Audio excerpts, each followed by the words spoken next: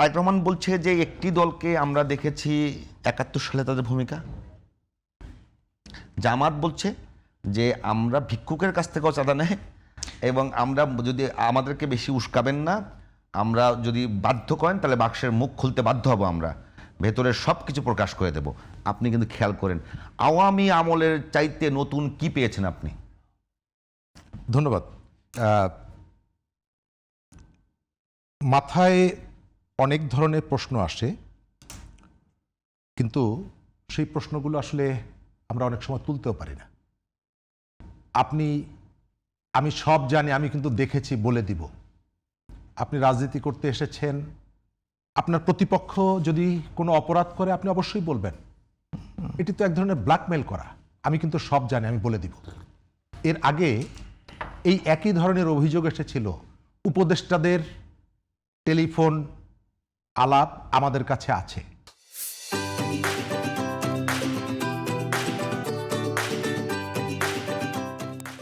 সরকারি মন্ত্রী যারা, তাদের টেলিফোন আলাপ আপনার কাছে টেপ কিভাবে যায়? আপনি কি সরকারের কাজে গোয়েন্দাগিরি করছেন? পৃথিবীর অন্য কোনো দেশ হলে এটি নিয়ে আলোচনা হতো, সমালোচনা হতো এবং রাজনীতি উত্তপ্ত হতো। আমাদের এখানে হয়নি। আপনার মনে আছে নিশ্চয়ই। কয়েকজন উপদেষ্টার ফোন আলাপ আমাদের কাছে আছে। আপনি তো সরকারে নাই, এই ফোন আলাপ আপনার কাছে কিভাবে যায়? একটা রাজনৈতিক দল কি সরকারের কর্মকাণ্ডের উপরে গোয়েন্দাগিরি করতে পারে? Number one. নাম্বার টু হচ্ছে যে আপনার কাছে আমি কিন্তু অনেক কিছু জানি, আমি কিন্তু বলিনি। তো আপনি যদি জানেন আমি যে প্রশ্নটা করেছিলাম, তাহলে আপনি তাদের কাছে আবার কেন গিয়ে বলছেন যে আসেন আমরা একসাথে সরকার গঠন করব, একসাথে দেশ চালাবো? এই কথা বলছেন, আবার বলছেন আমি কিন্তু সব বলে দিব। যখন আপনাকে মনে হচ্ছে যে আপনাকে অ্যাটাক করছে, আপনাকে আক্রমণ করছে, তখন আপনি বলছেন যে আমার কাছে অনেক কিছু আছে, আমি জানিয়ে দেব পাবলিককে। এটা তো এক ধরনের ব্ল্যাকমেল করা। আমরা আলোচনাটা যেখানে হওয়া উচিত ছিল, এই যে গতকালকে বিএনপি কার্ডের কথা বলেছে, দুর্নীতির বিষয়ে। আচ্ছা, দুর্নীতি আপনি কোন কোন দুর্নীতিবাজকে ধরবেন যারা আপনাদের সঙ্গে আছে? গত কয়েক মাস আগে সংস্কৃতি উপদেষ্টার বিরুদ্ধে দুর্নীতির অভিযোগ তুলে শিল্পকলার ডিজি পদত্যাগ করেছিল, মনে আছে নিশ্চয়ই?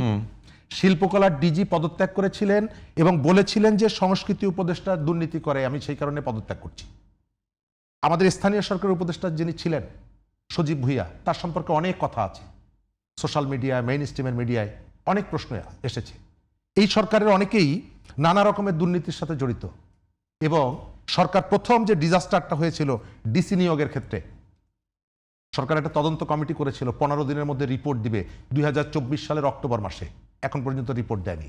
আপনি কি তাদের দুর্নীতি ধরবেন নাকি কেবলমাত্র আমলাদের দুর্নীতি ধরবেন? যদি ধরেন তাহলে এদের তো অনেকেই আপনাদের সঙ্গে আছে। এই যে সমন্বয়কদের বিরুদ্ধে যারা ছিলেন, তাদের বিরুদ্ধে দুর্নীতির অভিযোগ আছে না? তো তাদেরকে তো আপনি সাথে নিয়েছেন। আপনি এই যে জায়গা, এক এক জায়গা যেখানে আপনার সুবিধা হচ্ছে আপনি সেখানে অ্যাটাক করছেন। সালাউদ্দিন আহমেদ যখন কক্সবাজার যান, তার গাড়ি বহরে 2টো গাড়ি ছিল এস আলমের গাড়ি। আপনি সারা দেশে এটি ব্যাপকভাবে প্রচার করলেন, কিন্তু বসুন্ধরা গ্রুপের হেলিকপ্টার নিয়ে আপনি যখন ঘোরাঘুরি করলেন তখন কিন্তু এটি খুব একটা আলোচনা এলো না। আমাদের এই জায়গাটায় এই সংস্কৃতিটা পরিবর্তন হওয়া দরকার ছিল, কিন্তু আমরা পরিবর্তন করিনি। এবং আপনি যথার্থ বলেছেন, অহেতুক কতগুলো ইস্যু তৈরি করা হচ্ছে। তারেক রহমান ফ্যামিলি কার্ডের কথা বলেছেন।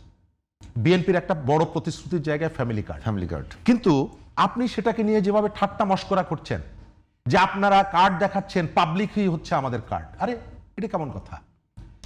তারেক রহমান বা বিএনপি কার্ড দেখাচ্ছে, সেই কার্ড কি ফ্যামিলি কার্ড? সেই কার্ডে আপনি কতগুলো সুবিধা পাবেন রাষ্ট্রের কাছ থেকে, আপনি সেইটার সমালোচনা করেন যে আপনি কোন কোন আইটেম এর ভিতর থেকে কি কি সুবিধা পাওয়া যাবে ইত্যাদি ইত্যাদি। যদিও নির্বাচনী প্রতিশ্রুতি আর এনজিওর প্রকল্প প্রস্তাবনা, প্রজেক্ট প্রপোজাল এক না।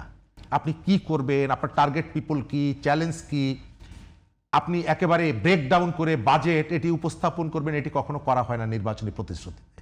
নির্বাচনী প্রতিশ্রুতিতে বলা হয় মোটা দাগে যে আমরা পাবলিক ইন্টারেস্টে এই কাজগুলো করব এবং এই কাজের ভেতর থেকে পাবলিক উপকৃত হবে, এবং আপনি যখন ম্যান্ডেট পাবেন তার পক্ষে, তখন আপনি টেকনিক্যাল কমিটি, অন্যান্য কমিটিগুলো করবেন, নানা রকমের অ্যাসেসমেন্ট করবেন, তারপরে আপনি প্ল্যানটা পাবলিকের কাছে নিয়ে যাবেন। কিন্তু এখানে জিজ্ঞেস করা হচ্ছে যে তুমি এই যে কার্ড দিবা, কৃষককে কার্ড দিবা, এটার একটা বিস্তারিত ব্যাখ্যা দিতে হবে, কোথা থেকে টাকা আসবে, কত টাকা আসবে, মাসের কয় তারিখে পাবে, যদি উপস্থিত না থাকে, তার যদি বউ হাসপাতালে থাকে তখন কে, মানে এইভাবে দিতে হবে। কিন্তু আপনি যখন বলেন যে যমুনা নদীর উপরে আমি দ্বিতীয় সেতু করব, আমি তো জিজ্ঞেস করিনি যে এই সেতুর দৈর্ঘ্য কতটুকু হবে, প্রস্থ কতটুকু হবে, কি সিমেন্ট ব্যবহার করবেন, বিদেশ থেকে আনবেন কিনা। কারণ আমি মনে করি এটি হচ্ছে এক ধরনের বালখিল্যতা।